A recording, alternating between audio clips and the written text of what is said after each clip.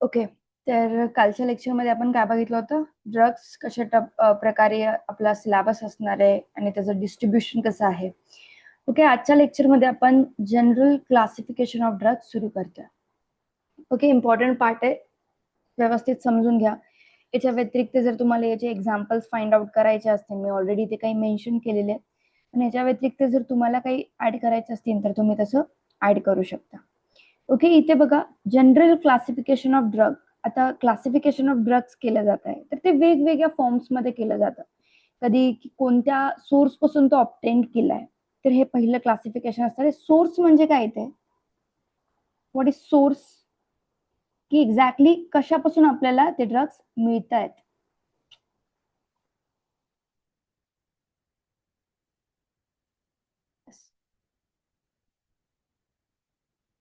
From place,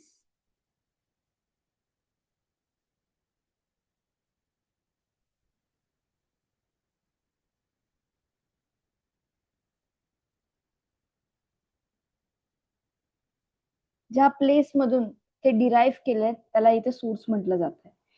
एकतर काही medicines किंवा काही ड्रग्स असे असतात जे तुम्ही नॅचरली प्रेझेंट आहेत, जसं की अॅनिमल्स मध्ये किंवा तुम्हाला प्लांट्स पासून मिळत आहेत. पण काही ड्रग्स असे असतात जे सिंथसाइज केले जातात लॅबोरेटरीज मध्ये. ओके, याला त्याच्यासाठी इथे म्हटलंय synthesized in laboratories, labs. Vast number of most potent treatment still trace their roots back to nature. याचा अर्थ अजून असे काही ड्रग्स आहेत ज्यांचा अजून शोध चालू आहे.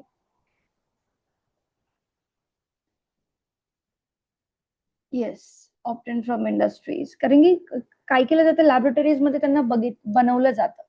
काही ड्रग्स असे असतात जे सेमी सिंथसाइज्ड असतात. काही प्रकारे त्यांना अर्धे जेवढे नेचरमध्ये आहेत तेवढा पार्ट, त्याला काही एक्सटर्नल ग्रुप्स ऍड केले जातात जेणेकरून त्यांचं काय वाटेल, इफिकॅसी वाढेल.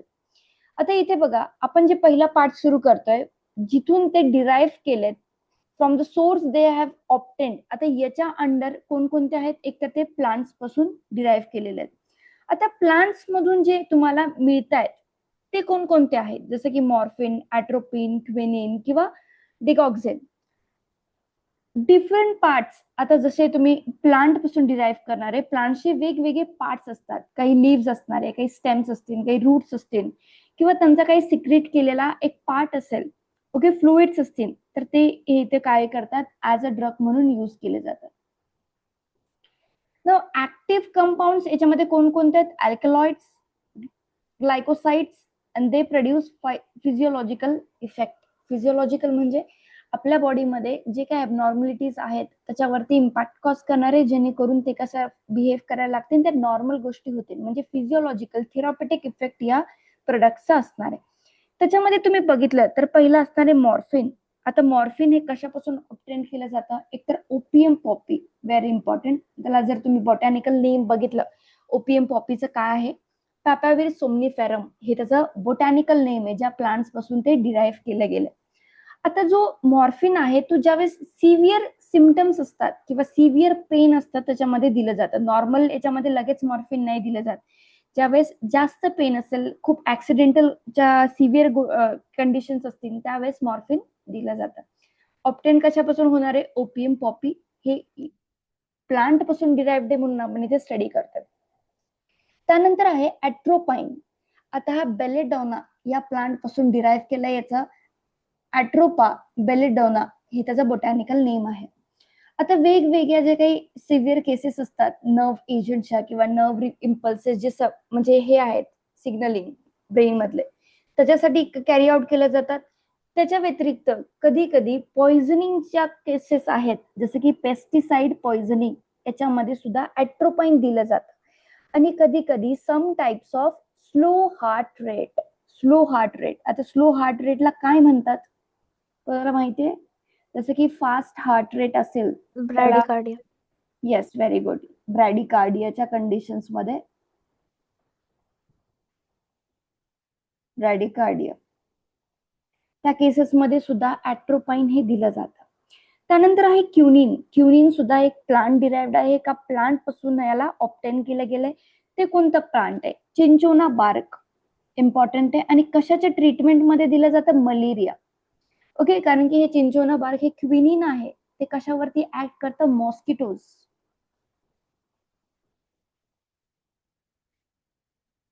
आणि जे काही व्हेक्टर बॉर्न डिसीजेस आहेत, व्हेक्टर बॉर्न डिसीजेस म्हणजे ज्यावेळेस एखाद्या मॉस्किटोजद्वारे किंवा पिक्स कडून जो काही ट्रान्समिट केला जातो एखादा डिसीज, म्हणजे इन्फेक्टेड पर्सन कडून अनइन्फेक्टेड पर्सन पर्यंत हा डिसीज स्प्रेड केला जातो, those are the vector borne diseases. आणि याच्यामध्ये क्विनिन हा कशासाठी यूज केला जातो, मलेरियासाठी यूज केला जातो.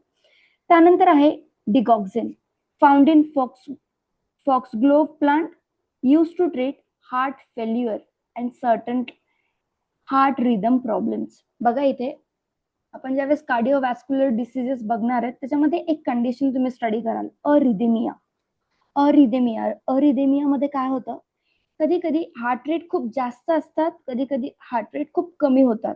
ही हार्टची एक कंडिशन आहे किंवा इम्प्रॉपर फंक्शनिंग, म्हणजे तिथे जास्त हार्ट रेट पण नसतील कायमचे आणि खूप कमी पण हार्ट रेट नसतील, तर ते काय फ्लक्च्युएट होत राहतात.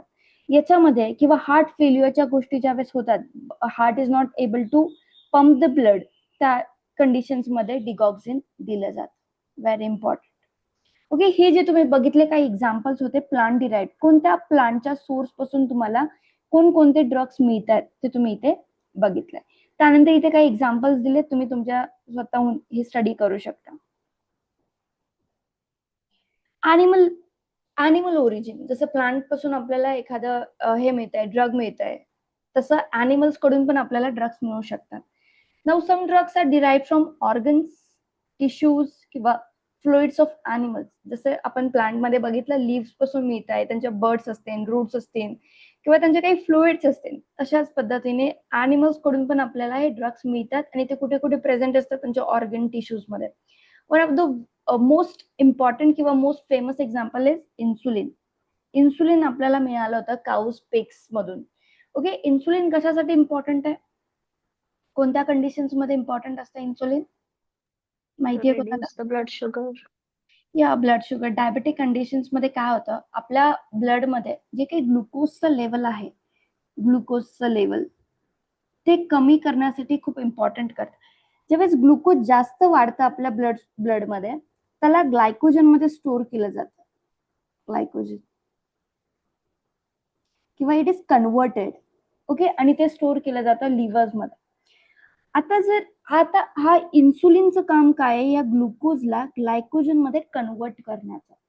म्हणजे ब्लड मध्ये कॉन्स्टंट ग्लुकोजचं लेवल जास्त राहणार नाही, आणि ज्या वेळेस हे कन्व्हर्जन होत नाही कारण की इन्सुलिन कमी असतो, ओके, तर त्या कंडिशन्स मध्ये त्या लोकांच्या ब्लड मध्ये ग्लुकोज हा नेहमी हाय असतो. ओके, तर त्याच्यासाठी इन्सुलिनचं काम काय, ग्लुकोजला ग्लायकोजन मध्ये कन्वर्ट करणं. हा एवढा इम्पॉर्टंट हार्मोन आहे ज्याच्यामुळे डायबिटीज होऊ शकतो. जर प्रॉपर फंक्शनिंग नसेल इन्सुलिनचं किंवा त्या मात्रेमध्ये जर तो प्रोड्यूस नसेल होत बॉडीमध्ये, तर डायबिटीज होऊ शकतं. आता हा पॅनक्रियाज ऑफ काउस पिग्स मधून डिराईव्ह केला जातो.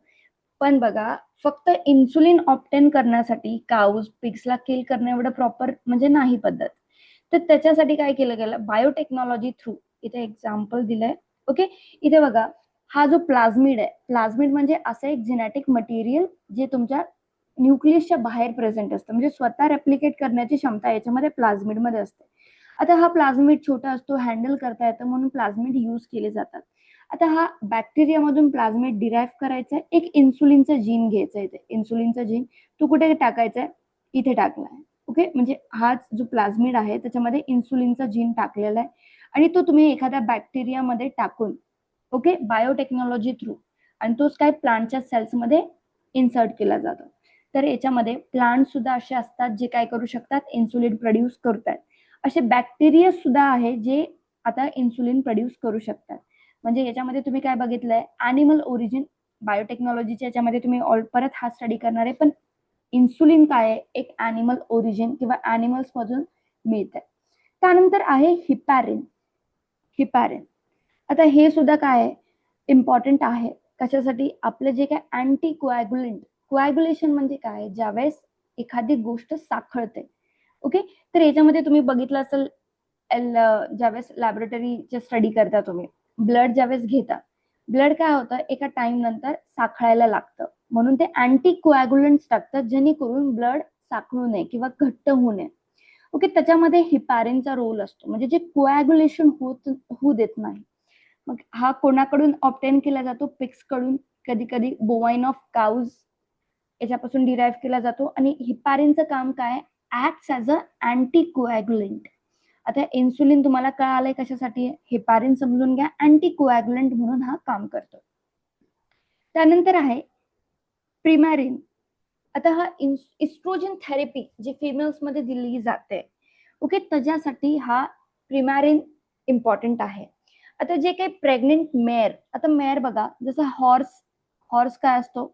मेल. त्यामध्ये मेअर काय असते? फिमेल. फिमेल हॉर्सेस कंट्रोल साठी यूज होते. येस, बर्थ कंट्रोल करण्यासाठी यूज होते. येस. तर याच्यामधून जे काही इस्ट्रोजन आहे ते ऑप्टेन करून फिमेल्सच्या याच्यामध्ये इस्ट्रोजन वाढवण्यासाठी दिलं जातं. म्हणजे बघा काही असे मेडिसिन्स आहेत किंवा ड्रग्स आहेत जे काही अॅनिमल्स पासून आपल्याला मिळतात. त्यानंतर बघा मायक्रोबियल ओरिजिन, जे काय तुम्ही पहिलं बघितलं असेल, अलेक्झांडर, त्यांनी पेनिसिलिनचा शोध लावला होता, कारण की तो ऍक्सिडेंटल होता. ओके, तर त्याच्यामध्ये काय होतं? पेनिसिलिन कायस्रोजेनम कडून आपल्याला काय मिळतो? पेनिसिलिन. हा जी तुम्ही प्लेट्स असतात याच्यावरती फंगस ग्रो होतात. त्या फंगस काय प्रोड्यूस करणार आहे? पेनिसिलिन प्रोड्यूस करणार आहे. म्हणजे असे ड्रग्स पण आहेत जे मायक्रो ऑर्गॅनिझम्स प्रोड्यूस करताय, अशा फंगस प्रोड्यूस करताय. त्यानंतर आहे स्ट्रेप्टोमायसिन, आणि हा कोणाकडून ऑप्टेन केला जातो? Streptomyces griseus. Okay, stanins, these are the original stanins were derived from fungus Aspergillus terreus. Okay, तर असे पण काही ड्रग्स आहेत जे मायक्रोबियल ओरिजिन पासून असतात किंवा मायक्रो ऑर्गॅनिझम पासून डिराईव्ह केले जातात. इथे काही एक्झाम्पल्स दिलेत. बॅसिलस सबटिलिस बॅक्टेरियसिन प्रोड्यूस करतोय. ओके, ते हे तुम्ही तुमच्या साईडून स्टडी करू शकता. मिनरल ओरिजिन, जसे मायक्रो ऑर्गॅनिझम्स प्रोड्यूस करणार आहेत तसं मिनरल, काही असे मिनरल्स पण आहेत जे काय करू शकतात? ऍज अ थेरपीसाठी दिले जातात. तर one of the very important magnesium sulphate. Eclampsia बघा, ज्या फिमेल्स प्रेग्नेंट असतात त्या टाइम मध्ये त्यांना जी फिट येते किंवा त्यांचा कॉन्स्टंट ब्लड प्रेशर हाय असतो, त्या कंडिशनला म्हटलं जातं प्रीक्लेप्शिया. त्या कंडिशन मध्ये त्यांना मॅग्नेशियमची डेफिशियन्सी जाणवते किंवा मॅग्नेशियम सल्फेट दिलं जातं, कारण की ह्या गोष्टी त्यांना होऊ नये. ओके, तर अशा कंडिशन्स मध्ये काही आयन्स, काही मिनरल्स ऍक्ट करतायत फॉर ट्रीटमेंट. ओके, तर त्यांना काय म्हटलं जातं? Mineral origin, obtain from minerals. तर प्री इक्लेप्शिया किंवा इक्लेप्शियाच्या कंडिशन्स मध्ये मॅग्नेशियम सल्फेट दिलं जातं. फेरस सल्फेट किंवा फेरस आयन डेफिशियन्सी हे कशाकडे लीड करणार आहे? अॅनिमिया. अॅनिमियाच्या कंडिशन्स मध्ये आयन सप्लिमेंट्स वाढवणं गरजेचं आहे. Lithium carbonate use as a mood stabiliser. Mood stabiliser म्हणून ऍक्ट करणारे in the treatment of bipolar disorder. Bipolar disorder म्हणजे एखाद्या व्यक्तीचा मूड कॉन्स्टंटली चेंज होत राहतो. अशा एका एका डायव्हर्स अँगलने पण तो विचार करत असतो, दुसऱ्या डायव्हर्स अँगलने पण तो विचार करत राहतो, आणि हे कॉन्स्टंट त्यांच्यासोबत होत राहतं. तर यांच्यामध्ये त्यांचा मूड स्टेबिलायझर ठेवण्यासाठी किंवा स्टेबल ठेवण्यासाठी हा लिथियम कार्बोनेट त्यांना दिला जातो. नाव synthetic and semi synthetic origin. आता कोणतं ओरिजिन आहे? सिंथेटिक आणि सेमी सिंथेटिक. तुम्ही बघू शकता जे असे ड्रग्स असतात जे कम्प्लिटली सिंथसाइज केले जातात इनसाइड द लॅबोरेटरीज, त्यांना काय म्हटलं जातं? Synthetic. Build entirely from the chemical reaction, ज्याच्यामध्ये कोणकोणत्यात ऍस्पिरिन, पॅरासिटामॉल किंवा सल्फोनामाइड्स हे काय? सिंथेटिक ड्रग्स आहेत. का बरं असं केलं जाऊ शकतं? कारण की त्यांना कदाचित त्यांच्यामध्ये एवढं ते नॅचरली प्रेझेंट नसतील म्हणून त्यांना सिंथेटिक बनवलं असतील. ज्यावेळेस सेमी सिंथेटिक ऑलरेडी प्रेझेंट आहेत पण त्यांच्यामध्ये, समजा बघा एखादं ड्रग असतं, समजा ते पोलार आहे. पोलार म्हणजे काय? वॉटर वॉटर सोल्युबल आहे. पण बॉडीमध्ये एंटर करण्यासाठी त्यांना लिपिड सोल्युबल पण असायला पाहिजे. एखादा ड्रग आहे त्याची चांगली ऍक्शन आहे, एफिकसी चांगली, पोटेन्सी चांगली आहे, पण मग याला नॅचरली तुम्ही घेऊ शकता का? नाही. याच्यामध्ये तुम्हाला काही लिपिड सोल्युबल एंड्स ऍड करायला लागतात, जेणेकरून समजा आपल्या सेल्स ज्या आहेत प्रेझेंट आहेत बॉडीमध्ये, त्यांची आउटर लेअर प्रेझेंट असते, लिपिडनी बनलेली असते ती. जोपर्यंत एक ड्रग लिपिड मेम्ब्रेन क्रॉस करून सेल्स मध्ये जाणारच नाही, त्याची ऍक्शन कशी दाखवली जाईल? ओके, तर एखादा ड्रग कितीही पोटेंट असू, त्याच्यासाठी इम्पॉर्टंट आहे त्यांनी लिपिड सोल्युबल असणं पण. आता हा ड्रग जो होता, जो पोलार होता, त्याच्यासाठी सेमी सिंथेटिक मेथड्स यूज करून त्याच्यावरती लिपिड एंड्स ऍड केले जातात. ओके, तर अशा टाईपचे जे ड्रग्स जे नॅचरली आहेत प्रेझेंट, पण त्यांना काय केलं जातं, काही प्रमाणामध्ये चेंजेस करून अल्टर केले जातात ते लॅबोरेटरीमध्ये. याच्यामध्ये एक्झाम्पल आहे हेरोईन फ्रॉम मॉर्फिन. आता जे काही हेरोईन प्रोड्यूस केले ते कोणाकडून प्रोड्यूस केलंय? मॉर्फिन कडून. एमॉक्झिसिलिन फ्रॉम पेनिसिलिन. पेनिसिलिन कडूनच नेक्स्ट फॉर्म कोणता बनवला होता? एमॉक्झिसिलिन. मॉर्फिन कडून बनवला होता हेरोईन. ओके, त्यानंतर बघा बायोटेक्नॉलॉजिकल किंवा जेनेटिक इंजिनिअरिंग. आता मी ऑलरेडी तुम्हाला अॅनिमलच्या याच्यामध्ये सांगितलं की कशा पद्धतीने बायोटेक्नॉलॉजी यूज करून हे चेंजेस करून ड्रग्स बनवले जातात. तर ह्युमन इन्सुलिन प्रोड्यूस करणारा जीन हा बॅक्टेरियाच्या प्लाझमिड्स मध्ये ऍड केलाय. आता ते प्लाझमिड्स आहेत, ते रेप्लिकेट करतील आणि ह्युमन इन्सुलिन प्रोड्यूस करतील. ओके, तर हे इकोलाय आता ज्या सेल्स मध्ये तो केला जातो. आता मी तुम्हाला इथे बघितलं, हे बघा, हा जो सेल आहे तो कोणामध्ये? इकोलाय मध्ये ऍड केला जातो. इकोलाय खूप फास्टेस्ट रिप्रोड्युसिंग म्हणजे त्यांचं मेकॅनिझम आहे, जेणेकरून जास्त प्रमाणामध्ये इन्सुलिन प्रोड्यूस केलं जाऊ शकतं, म्हणून हा इकोलाय मध्ये ऍड केलाय. त्यानंतर आहे monoclonal antibodies. Targeted treatment for cancer थेरपीसाठी हे मोनोक्लोनल अँटीबॉडीज दिल्या जातात. आता जे काही तुम्ही क्लासिफिकेशन बघितलं ते बेस्ड ऑन सोर्स होतं. कोणत्या सोर्स पासून ते ऑब्टेन केले जात आहेत त्याच्यावरती हे क्लासिफिकेशन केलं होतं. आता तुम्ही हे क्लासिफिकेशन बघणार आहे की कोणत्या फार्माकोलॉजिकल ऍक्शन्स दाखवतात. Now classification based on pharmacological access focuses on what the drug actually does to the body. Exactly तुमच्या बॉडीवरती कोणता इम्पॅक्ट कॉज करणार आहे, कुठून मिळालं होतं त्याच्यावरती आपण क्लासिफिकेशन केलंय. मायक्रो ऑर्गॅनिझम्स कडून मिळालंय का, अॅनिमल्स कडून मिळालंय, प्लांट्स कडून मिळालंय, त्याच्या एका ग्रुपमध्ये त्याला क्लासिफाय केलं. आता एक्झॅक्टली ड्रग्स घेतल्यानंतर तुमच्या बॉडीवरती कसं फार्माकोलॉजिकल इम्पॅक्ट करताय, कसा थेरापेटिक इम्पॅक्ट करताय, त्याच्या बेसिसवरती त्यांना एक क्लासमध्ये डिवाइड केलंय. आता पहिलं जे तुम्ही स्टडी करणार आहे याच्यामध्ये ते आहेत ॲनल्जेसिक्स. ॲनल्जेसिक्स म्हणजे काय? जे तुम्हाला पेन कमी करण्यासाठी वापरतायत किंवा तुम्ही पेन कमी करण्यासाठी ते ड्रग्स घेता, त्यांना म्हटलं जातं पेन रिलिव्हर्स, पेन किलर्स म्हणू शकता. आता हे ॲनल्जेसिक्स कॉन्शियसनेस न लॉस करता तुमच्या बॉडीवरती ट्रीटमेंट किंवा ऍक्शन दाखवतात. त्याच्यामध्ये दोन क्लास पडतात इम्पॉर्टंटली, नॉन ओपिओइड्स आणि ओपिओइड्स. बघा इथे यांच्या ऍक्शन वरती डिपेंड करणार आहे. तुम्हाला वाटेल दोघांचं काम एकच आहे, पेन कमी करणं, पण पद्धत वेगळी असू शकते किंवा कोणत्या मोड ऑफ ऍक्शननी ते काम करणार आहेत त्याच्यावरती हे डिफरन्शिएट केले जातात. येस, आता हे जे आहेत ओपिओइड आणि नॉन ओपिओइड यांचं क्लासिफिकेशन या बेसिस वरती केलंय की एक्झॅक्टली ते ऍक्शन कुणावरती कॉज करणार आहेत.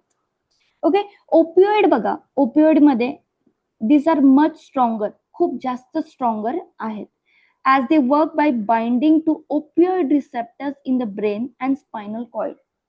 स्पायनल कॉर्ड मध्ये किंवा ब्रेन मध्ये काही असे रिसेप्टर्स, बघा एक इम्पॉर्टंट गोष्ट आहे, आपली कोणत्याही बॉडीमध्ये एखादी रिॲक्शन कॅरी आउट होण्यासाठी काही रिसेप्टर्स प्रेझेंट असतात बॉडीवरती.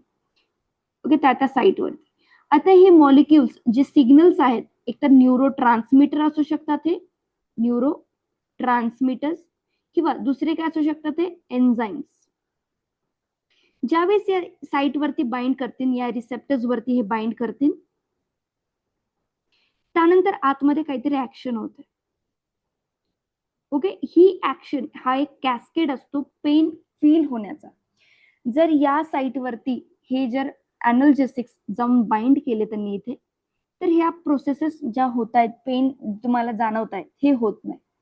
याच्या व्यतिरिक्त अजून एक असते की एन्झाईमचं जे काही रिॲक्शन्स आहे बॉडीमध्ये, जर समजा जिथे लागलंय तुम्हाला त्या साईटवरती काही एन्झाईम्स रिलीज करून तुम्हाला जर त्रास होत असेल, ते एक आहे.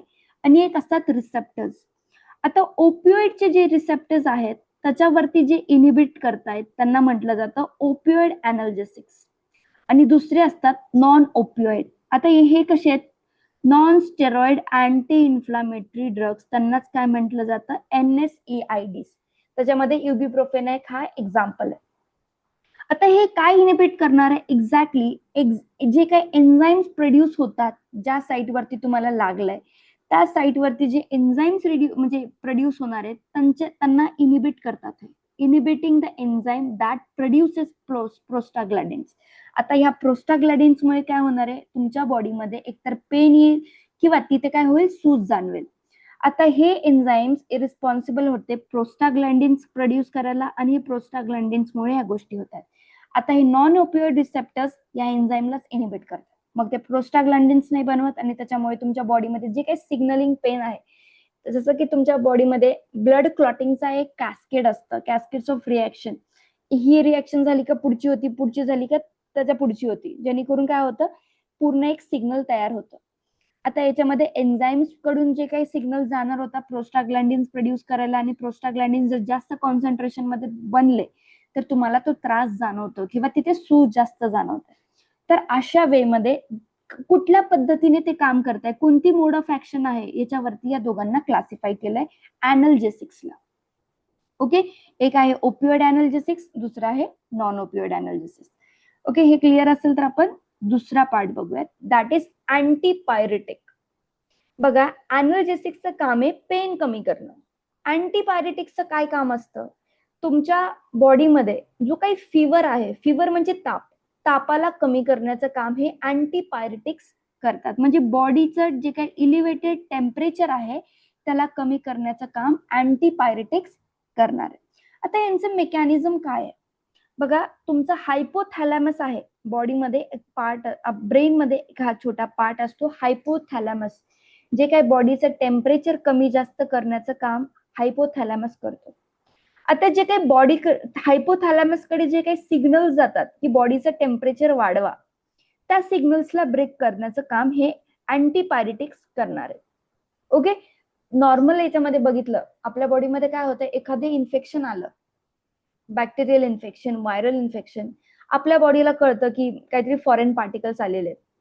मग ते काय करतात? आता नॉर्मल डिफेन्स मेकॅनिझम्स ऍक्टिव्हेट करतात. आता डिफेन्स मेकॅनिझम मध्ये अँटीबॉडीज प्रोड्यूस करणं, बॉडीचं टेम्परेचर इलिव्हेट करणं. कारण की जर बॉडीचं टेम्परेचर इलिव्हेट झालं म्हणजे जास्त प्रमाणात वाढलं तर त्यांचे काय RNA आहेत किंवा त्यांचे काही DNA आहेत ते काय होतात? सेपरेट आउट होतात. कारण की जे दोन DNA चे स्ट्रँड्स आहेत ते हायड्रोजन बॉन्ड्सने हे केले जातात, बनलेले असतात. कारण की ही जी नायट्रोजन बेस पेअर्स आहेत त्यांच्यामध्ये जो प्रेझेंट असणार आहे तो असतो हायड्रोजन बॉन्ड. जास्त टेम्परेचर वाढलेलं असेल, हायड्रोजन बॉन्ड सगळे ब्रेक होतात, त्यांना जे लागणारे काही प्रोटीन्स आहेत ते प्रोड्यूस होत नाही, मग तो सेल सर्व्हाइव्ह करू शकत नाही. म्हणजे असं मेकॅनिझम आहे आपल्या बॉडीचं, टेम्परेचर इलिव्हेट करून काय करणं? त्या मायक्रो ऑर्गॅनिझम्सला किल करणं. म्हणून आपली बॉडी टेम्परेचर वाढवते.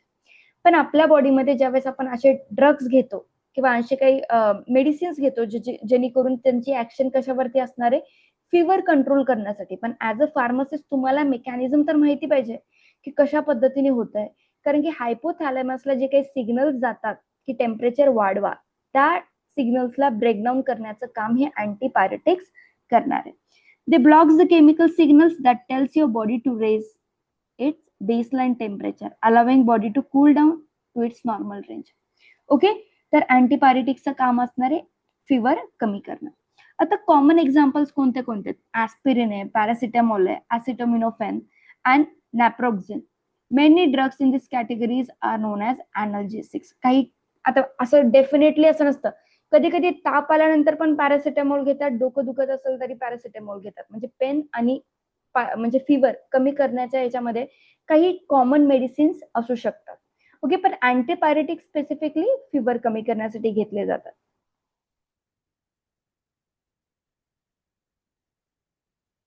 त्यानंतर आहे अँटी इन्फ्लामेटरी. येस भूषण, बरोबर आहे. याच्यामध्ये बघा, anti inflammatory drugs. Anti inflammatory, inflammatory म्हणजे जे काही बॉडीमध्ये सूज येणार आहे आणि त्याला कमी करण्यासाठी हे अँटी इन्फ्लामेटरी, नावं ब्रेकडाऊन करा. अँटी इन्फ्लामेटरी, इन्फ्लामेशनला कमी करण्यासाठी हे ड्रग्स घेतले जातात. तर इथे इम्पॉर्टंट काय आहेत अँटी इन्फ्लामेटरी मध्ये? स्वेलिंग, जी काय रेडनेस आहे, ते पेन असोसिएटेड विथ इन्फ्लामेशन, हे सगळं कमी करणं. एकतर बघा, ज्यावेळेस सूज येते, फक्त सूज नाही, त्या साईडचं टेम्परेचर सुद्धा वाढतं. तिथं टेम्परेचर वाढल्यानंतर तिथं रेडनेस वाढते, सूज दिसते. आणि हे कशामुळे असतं? हिस्टामाइन्स, ॲलर्जिक रिॲक्शन्स. ओके, याच्यामध्ये पण NSAIDs आहे, non steroid anti inflammatory drugs. आता हे काम काय करणार आहे? ब्लॉकिंग द COX, यालाच काय म्हटलं जातं? सायक्लो ऑक्सिजनेज एन्झाईम. लक्षात ठेवा, सायक्लो ऑक्सिजनेज एन्झाईमला ब्लॉक करणं. कारण की हा काय करणार आहे? ट्रिगर करणार आहे टू प्रोड्यूस प्रोस्टाग्लॅन्डिन्स. आणि प्रोस्टाग्लॅन्डिन्स काय करतात आपण ऑलरेडी बघितलंय, हे त्या साईटवरचं पेन वाढवतात, फिवर वाढवतात किंवा स्वेलिंग वाढवतात. म्हणजे जे अँटी इन्फ्लामेटरी NSAIDs आहेत ते COX म्हणू शकता याला, याचं फुल फॉर्म बघा, सायक्लो ऑक्सिजनेज एन्झाईमला इनिबिट करणार आहे. इनिबिट करणं म्हणजे त्याचं काम करू देत नाही. कारण की याचं काम काय होतं? प्रोस्टाग्लॅन्डिन्स प्रोड्यूस करणं, आणि प्रोस्टाग्लॅन्डिन्स काय करणार आहे? पेन वाढवणं. मग हे NSAIDs जे अँटी इन्फ्लामेटरी आहेत त्याला ब्लॉक करतात. ब्लॉक केलं तर फर्दर रिएक्शन होत नाही. ओके, इथपर्यंत क्लिअर आहे? कॉर्टिकोस्टेरॉइड्स.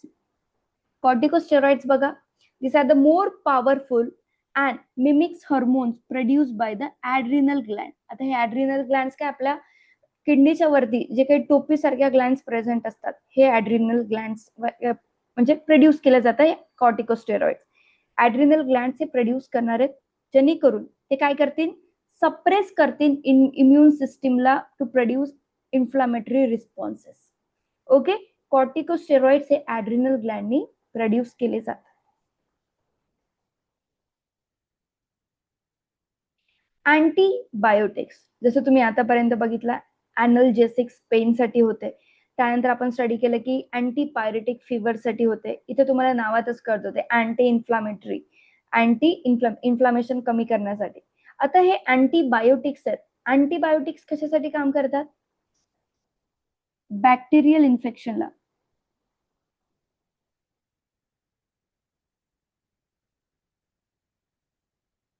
बॅक्टेरियल इन्फेक्शनला रिड्यूस करण्यासाठी, कमी करण्यासाठी अँटीबायोटिक्सचा वापर होणार आहे. Specifically to treat bacterial infection, they do not work on viruses. तर व्हायरसेस वरती काम करण्यासाठी कोणते असतील? जसं अँटीबायोटिक्स बॅक्टेरिया वरती करतात, व्हायरसेस साठी काय असतात? अँटीव्हायरल. येस. आता याच्यामध्ये ज्यावेळेस तुम्ही अँटीबायोटिक स्टडी करता, तर याच्यामध्ये 2 टाईप असतात. एक असते बॅक्टेरियोसिडल आणि बॅक्टेरियोस्टॅटिक.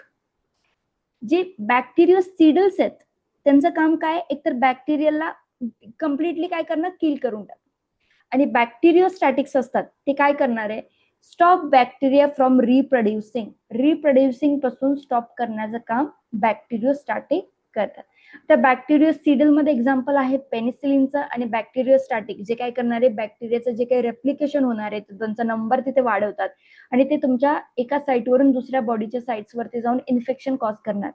त्याचं रिप्रोडक्शन स्टॉप करण्याचं काम बॅक्टेरियोस्टॅटिक करतं.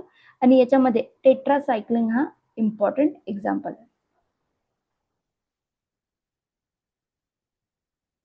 त्यानंतर बघा, अँटी हायपरटेन्सिव्ह किंवा ब्लड प्रेशर.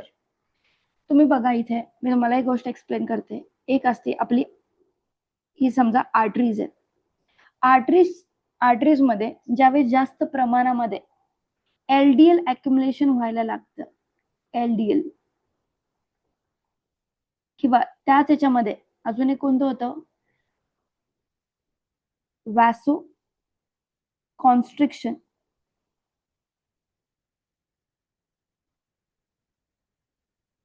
एक असतं वॅसो कॉन्स्ट्रिक्शन, एक असतं वॅसो डायलेशन. वॅसो कॉन्स्ट्रिक्शन मध्ये काय होतं, हे जे आर्टरीज आहे हे नॅरो होतात. नॅरो म्हणजे त्यांचा असा जो इथून फ्लो होणारा व्हॉल्यूम ऑफ ब्लड आहे तो इथून कमी होणार आहे, म्हणजे ते कमी साईजने ते कमी होतात. मग याच्यामध्ये काय होणार आहे, जो ब्लड कमी वेन्स मधून किंवा आर्टरीज मधून पास होत आहे ते काय करतात, जास्त प्रेशर एक्झर्ट करतं हे आर्टरीजच्या वॉलवरती. तर याच्या केसेसमध्ये काय बघितलं जातं, अँड किंवा हायपर टेन्शन बघितलं जातं. आता या केसेसमध्ये अँटी हायपरटेन्सिव्ह एन्झाईम म्हणजे अँटी हायपरटेन्सिव्ह ड्रग्स दिले जातात. तर याच्यामध्ये ते एसी इनिबिटर्स असतात, बीटा ब्लॉकर्स असतात, कॅल्शियम चॅनल्स ब्लॉकर असतात. फक्त इथे समजून घ्या, अँड एसी इनिबिटर्स दिले जातात, बीटा ब्लॉकर्स. आता पुढचे जे काही तुमचे अजून आहेत न्यूरो फार्मॅकोलॉजी किंवा कार्डिओवॅस्क्युलर फार्मॅकोलॉजी, त्याच्यामध्ये आपण हे एकदम डिटेलमध्ये स्टडी करणार. फक्त हा एक क्लास समजून घ्या. एसी इनिबिटर्स दिले जातात जेणेकरून काय होईल, relax blood vessels by preventing production of hormones that narrows them. बघा इथे दोन टाईपचे असतात, AC1 AC2. ओके, ज्याच्यामध्ये फर्स्ट आहे ACE1, तो काय करणार आहे, नॅरो करणार आहे. ओके, ह्या दोन आर्टरीजला काय करतो, आर्टरीजच्या वॉलला नॅरो करतो, जेणेकरून काय होणार आहे, त्याच्यामधून फ्लो होणारा व्हॉल्यूम ऑफ ब्लड तो काय करणार आहे, जास्त प्रेशर एक्झर्ट करतो ऑन द आर्टरीज वॉल. हे कमी करण्यासाठी ACE इनिबिटर्स दिले जातात जेणेकरून नॉर्मली ब्लड फ्लो होईल त्याच्यातून. त्यानंतर आहे beta blockers. They reduce the heart rate and the heart output of the blood. त्यानंतर आहे की कॅल्शियम चॅनल ब्लॉकर्स. हे काय करणार आहे, ते कॅल्शियमला एंटर करण्यापासून थांबवतात inside the cells, heart and blood vessels wall, resulting in relaxation of vessels. जर जास्त प्रमाणामध्ये कॅल्शियम जर आतमध्ये आलं हार्टच्या, तर ते प्रॉपर फंक्शनिंग मध्ये हार्ट राहणार नाही. तर हे ब्लॉक करतं कोण, कॅल्शियम चॅनल ब्लॉकर. तर ह्या तीन टाईपचे इनिबिटर्स किंवा याच्यामध्ये बघा AC inhibitors, beta blockers, calcium channel blockers, हे सगळं कशाच्या रिलेटेड असणार आहे, अँटी हायपरटेन्शनच्या रिलेटेड आहे. आता बीटा 1 बीटा 2 चे टाईपचे ब्लॉकर्स असतात, त्याच्यामध्ये एक प्रेझेंट असणारे तुमच्या हार्टमध्ये, एक असतं लंग्समध्ये. ते आपण पुढे डिटेलमध्ये बघूया. तर याच्यामध्ये आहे अँटी डायबिटिक. काय असते हे, दिस एजंट्स मॅनेज ग्लुकोज लेवल. आपण बघितलंय की डायबिटीजच्या याच्यामध्ये जास्त प्रमाणामध्ये ग्लुकोज जर तुमच्या ब्लड मध्ये राहत असेल तर त्या कंडिशन्स मध्ये इन्सुलिन जर जास्त प्रोडक्शन होत नाही, तुम्ही हे म्हणू शकता. आता याच्यामध्ये काय केलं जातं, इन्सुलिन दिलं जातं, यूज प्रायमरीली फॉर टाईप 1. बघा इथे टाईप 1 टाईप 2 मध्ये एक अशीच कंडिशन असते. टाईप 1 मध्ये काय होणार आहे, जास्त प्रमाणामध्ये इन्सुलिन तिथे प्रोड्यूसच होत नाही. ओके, आणि त्याच्यानंतर असते टाईप 2, याच्यामध्ये की तुमची बॉडीच रेजिस्टंट होऊन जाते इन्सुलिनला. कारण काय होतं, तिथे इन्सुलिनचं प्रॉपर फंक्शनिंग जास्त प्रमाणामध्ये असेल जेवढं रिक्वायर्ड आहे, तरी सुद्धा त्याचं नॉर्मल फंक्शनिंग होत नाही. आता याच्यामध्ये काय केलं जात आहे, इन्सुलिन वापरलं जातं in type 1 to replace hormones body isn't making. जर जास्त प्रमाणामध्ये इन्सुलिन जर बॉडी प्रोड्यूस करत नसेल, त्याच्या याच्यामध्ये टाईप 1च्या याच्यामध्ये तुम्ही बघितलं असेल, असे पेशंट्स काय करतात, इन्सुलिनची इंजेक्शन घेतात, कारण की इन्सुलिन त्यांच्या बॉडीमध्ये लागत असतं. त्यांना टाईप 2 नसतो तर टाईप 1 असणार आहे. आणि त्याच्यामध्ये आहे oral hypoglycemics. Hypo, what is hypo, दोन असतात, हायपर आणि hypo. Hypo is less. Yes, hyper means more, hypo is less. ज्या मेडिसिन्स तुमचा शुगर लेवल्स कमी करण्यासाठी घेतले जातात, oral hypoglycemics drugs like metformin which reduces glucose production in the liver and improves insulin sensitivity. Okay, तर हे oral हायपोग्लायसेमिक्स असे असणार आहेत जे तुम्ही ओरली टॅबलेट्स कशासाठी, ग्लुकोजचं प्रोडक्शन कमी करण्यासाठी घेताय, आणि ते कुठून होणार आहे, लिव्हर्स मधून. Diuretics, one of the most important. तुम्हाला असं मेकॅनिझम माहिती आहे नाही माहिती मला, बघा इथे डायुरेटिक्स मध्ये काय असतं, आपल्या बॉडीमध्ये एवढं प्रॉपरली काय केलं जात नाही, किडनीद्वारे वॉटर रिलीज केलं नाही जात. तर बॉडीमध्ये वॉटर सॅच्युरेशन व्हायला लागतं. कधी तुम्ही ही गोष्ट पण ऐकली असेल की काही लोकांच्या बॉडीमध्ये तेवढं वजन नसतं, म्हणजे तेवढे ते फॅटी नसतात जेवढे ते दिसतात, किंवा त्यांच्या बॉडीमध्ये जरी ते जाड असतील तर ते सगळं फॅट नसणार आहे, ते कधी कधी वॉटर असतं. ओके, त्यांच्या ओबेसिटी जी दिसतीये ती वॉटरमुळे सुद्धा असू शकते, कारण की त्या व्यक्तींमध्ये वॉटर प्रॉपरली त्यांच्या बॉडीद्वारे रिलीज केलं नाही जात. कारण की एक्सेस ऑफ सॉल्ट्स, जे काही सोडियम पोटॅशियम क्लोराइड्स आहेत, तर जास्त प्रमाणामध्ये घेतले तर बॉडीतून जास्त प्रमाणामध्ये पाणी बाहेर टाकलं नाही जात, ते काय राहणार आहे, साठणार आहे तुमच्या बॉडीमध्ये. तर याच्यासाठी डायुरिटिक्स घेतले जातात. डायुरिटिक्स त्यांनाच काय म्हटलं जातं, वॉटर पिल्स. आता का पाण्याच्या टॅबलेट्स आहेत का त्या, नाही, पण बॉडीमध्ये जे एक्सेस ऑफ वॉटर सॅच्युरेट होत आहे त्यांना रिलीज करण्यासाठी डायुरिटिक्स घेतले जातात. आता याची ऍक्शन कशी बघा, by reducing the total amount of fluids flowing through the veins and arteries they reduce blood pressure and swelling. याच्यामध्ये काय करणार आहे ते, इडिमा म्हणजे काय, स्वेलिंग, जी पायामध्ये बघितली जाते, गुडघ्यांमध्ये बघितली जाते. काही पेशंट्स असेही असतात ज्यांचं पेन कुठेही असो, बॅक पेन जरी असेल तर त्यांचे पाय सुजलेले असतात, त्यांची जाडी जास्त असते. तर याच्यामध्ये ते काय करतात, डॉक्टर त्यांना डायुरिटिक्स देतात, जेणेकरून त्यांच्या बॉडीमधून जास्तीत जास्त पाणी टाकलं जाईल बाहेर. तर या कंडिशन्स मध्ये ते दिले जातात. आणि डायुरिटिक्सचं काम काय, बॉडीमधून वॉटर रिलीज करण्याचं. लूप डायुरिटिक्स याच्यामध्ये काय येणार आहे, फ्लुरोसिमाइड, थायाझाइड्स, पोटॅशियम स्पॅरिंग डायुरिटिक्स आपण बघूयात. पोटॅशियम स्पॅरिंग डायुरिटिक्स काय असतात ते पुढच्या लेक्चरमध्ये आपण बघूयात.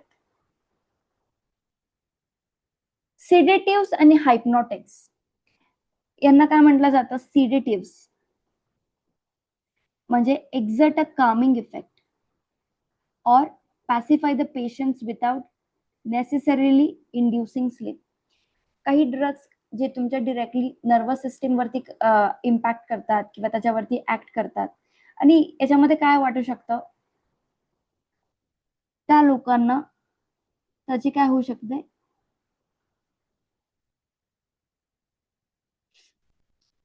ठीक आहे, त्यांच्या याच्यामध्ये ऍडिक्शन जास्त प्रमाणामध्ये होतं, कारण की त्यांना कामिंग इफेक्ट वाटतो, कामिंग याच्यामध्ये त्यांना त्याच्यामुळे सवय लागू शकते. अशा टाईपच्या ड्रग्सला काय म्हटलं जातं, सिडेटिव्स. त्याच्यानंतर आहे hypnotics, stronger agent specifically intended to induce drowsiness, आणि यांच्यामध्ये काय होऊ शकतं, स्लीपनेस वाढते. ज्यांना इनसोमनिया असतो, ज्यांना कधी झोपच लागत नाही, तर त्यांच्या याच्यामध्ये हायप्नोटिक्स त्यांना दिले जातात. मग याच्यामध्ये कॉमन क्लासेस काय आहे, बेन्झोडायाझेपाइन्स. द बेन्झोडायाझेपाइन्स हा स्पेसिफिकली, ओके,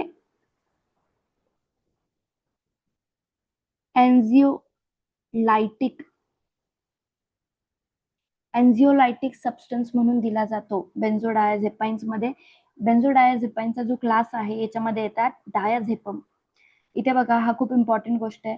सिडेटिव्स मी तुम्हाला का म्हटलं की ते ऍडिक्टिव्ह असतात आणि त्याची सवय लागू शकते, कारण की ज्यावेळेस लोक डिप्रेस्ड असतात, एन्झायटी मध्ये असतात, त्यावेळेस या सिडेटिव्हचं काम जास्त प्रमाणामध्ये होऊ शकतं. आता जे डॉक्टर प्रिस्क्राईब करतात नॉट दॅट, पण जे त्याच्या व्यतिरिक्त घेतले जातात, तर याच्यामध्ये काय होतं, लोक थोडंसं नॉर्मल फील करतात, काम फील करतात या सबस्टन्सेसमुळे, अशा टाईपच्या ड्रग्समुळे. मग याच्यामुळे त्यांना कॉन्स्टंटली त्या फेजमध्ये राहू वाटतं, म्हणून ते जास्त प्रमाणामध्ये ते ड्रग्स इनटेक करायला लागतात. तर याच्यामुळे त्यांना म्हटलं जातं सिडेटिव्स. आता बेन्झोडायाझेपाइन्स हे एन्झायटी, एन्झिओलायटिक किंवा अँटी डिप्रेसंट्स म्हणून घेतले जातात, आणि याच्यामध्ये आहेत importantly diazepam. Z drugs like zolpidem which enhances the effect of GABA, a neurotransmitter that inhibites brain activity. बघा, गॅबा रिसेप्टर्स हे तुमच्या ब्रेन मध्ये प्रेझेंट असतात. आपण न्यूरो किंवा न्यूरोफार्मॅकोलॉजी स्टडी करू त्यावेळेस त्यांचा सिग्नलिंग कशा प्रकारे स्टॉप केला जातोय, ओके, त्याच्यावरती जाऊन बाइंड केलं तर पुढचा सिग्नलिंग प्रोसेस होत नाही. ब्रेनची जी ऍक्टिव्हिटी आहे, न्यूरो ट्रान्समिटर एका रिसेप्टरवरती बाइंड करून जो फर्दर सिग्नलिंग प्रोसेस करतोय ती तिथे इनिबिट होते. म्हणजे त्यांना जे काही पेन आहे किंवा जे काही सेन्सिटिव्हिटी आहे ते फील होणं स्टॉप होतं, म्हणून ते काम फील करतात. म्हणून या टाईपच्या ड्रग्समध्ये झेड ड्रग्स येतात, बेन्झोडायझेपाईन्स येतात आणि यांना म्हटलं जातं सिडेटिव्स. आणि हायप्नॉटिक्स जास्त प्रमाणामध्ये स्लीप त्यांच्यामध्ये एनकरेज करण्यासाठी हायप्नॉटिक्स त्यांना दिले जातात. ओके, ठीक आहे. Classification based on therapeutic use हा आपण उद्याच्या लेक्चरमध्ये स्टडी करूया.